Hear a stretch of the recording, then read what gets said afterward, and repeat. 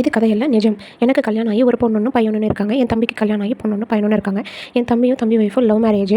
அது என்னை யூஸ் பண்ணி பகடக்காயாக யூஸ் பண்ணாங்க ஃபஸ்ட்டு ஸ்டார்டிங்கில். அது எனக்கு புரியாமல் இருந்துச்சு. நானே கண்டுபிடிச்சேன் பரவாயில்லன்னு. அப்பா கிட்ட நானும் சொன்னேன் இந்த மாதிரி ஒரு பொண்ணு இருக்குது அப்படின்னு சொல்லிட்டு.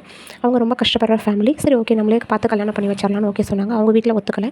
இருந்தாலும் எங்கள் வீட்டில் ஓகே சொன்னாங்க. கஷ்டப்படுற ஃபேமிலி, நம்ம அந்த பொண்ணு நம்ம ஃபேமிலிக்கு செட் ஆகும், நம்ம பார்த்து கல்யாணம் பண்ணிக்கலாம் அப்படின்னு சொல்லிட்டு தம்பியும் எங்கள் ஃபேமிலி மட்டும் கூட்டிகிட்டு போய் கல்யாணம் பண்ணி வச்சாச்சு.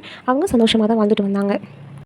தம்பியும் நல்லா தான் பார்த்துக்கிட்டான். ஆனால் அந்த பொண்ணுக்கு எனக்கு ஏதாவது செஞ்சாலோ பிடிக்காது. அவங்க வீட்டில் இருக்கவங்க எல்லாத்துக்குமே செய்யணும். இப்படியே போய்கிட்டு இருந்துச்சு.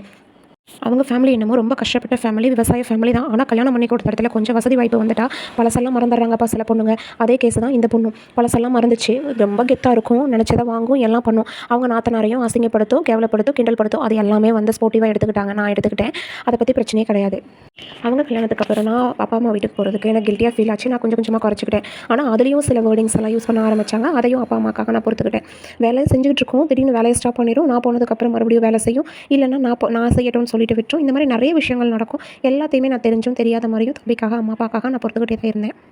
எங்கள் அப்பா எந்த டைமும் என்னை விட்டு கொடுக்காம அந்த வீட்டுக்குள்ளே மகாராணி மாதிரி தான் வச்சிருந்தாரு. ஏன் அப்படின்னா எங்கள் அப்பா எல்லா வசதி வாய்ப்பும் இருந்தும் தோட்டம் காடு எதுவுமே இல்லாத மாப்பிள்ளைக்கு தான் என்னை கொடுத்தாரு. அது ஒரு அவங்களுக்கு கேவலமான விஷயமா அவங்களுக்கு தோணுச்சு. எனக்கு அந்த பொண்ணுக்கும் கல்யாணத்துக்கு முன்னாடியே சண்டை வந்துருச்சு. அதே மாதிரி கல்யாணத்துக்கு அப்புறமா அடிக்கடி சண்டை வந்துட்டே இருக்கும். ஆனால் தம்பியும் அவன் ஒய்ஃபுக்கு தான் சப்போர்ட் பண்ணுவான். எனக்கு என்றைக்குமே சப்போர்ட் பண்ணது கிடையாது. அதுவும் நான் பெருசாக எடுத்துக்கிறது கிடையாது.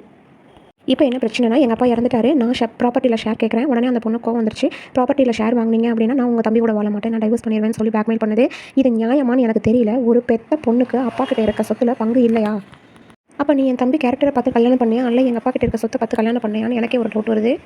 என்ன இன்சல்ட் பண்ணுறது, எங்கள் அம்மாவை இன்சல்ட் பண்ணுறது, கடை வீடு தோட்டம் எல்லாமே அவங்களுக்குள்ள கண்ட்ரோலில் வரணும்னு நினைக்கிறது, இது எல்லாமே அவங்க எண்ணமாக இருந்துச்சு. எப்போ பார்த்தாலும் தனக்கு தான் எல்லாம் தெரியும் அப்படிங்கிறத கெத்தை மெயின்டைன் பண்ணணும். மெயின்டைன் பண்ணிகிட்டே இருக்கும். ஆனால் அவங்க ஹஸ்பண்டை மட்டும் ரொம்ப சிம்பத்தி கிரியேட் பண்ணுற மாதிரி, என்னால் தான் உங்களுக்கு பிரச்சனை, நான் உயிரோடு இருக்கட்டுமா வேணாமா, நான் செத்துட்டுமா அப்படின்னு சிம்பத்தி கிரியேட் பண்ணுற ஆளாக தான் இருக்காங்க.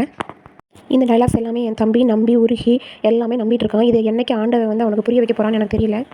ஒரு அக்கத்தை தம்பி நல்லா இருக்கணும்னு தான் நினைப்பாள், அழிஞ்சு கெட்டு போகணும்னு நினைக்க மாட்டான். ஆனால் தம்பி தன் ஒய்ஃபு சந்தோஷமாக இருக்கிறது, என் கூட இருக்கிறது, பிள்ளைங்க சந்தோஷமாக இருக்கிறத அந்த வீடியோ வந்து வாட்ஸ்அப்பில் போடுறது அக்காவுக்கு தெரியக்கூடாதுங்கிறதுக்காக வாட்ஸ்அப் ஸ்டேட்டஸை கூட எக்ஸப்ட் கொடுத்துட்டு அக்காவுக்கு தெரியக்கூடாதுன்னு வைக்கிற தம்பியை எங்கே போய் சொல்கிறது, என்ன பண்ணுறதுன்னு தெரியல.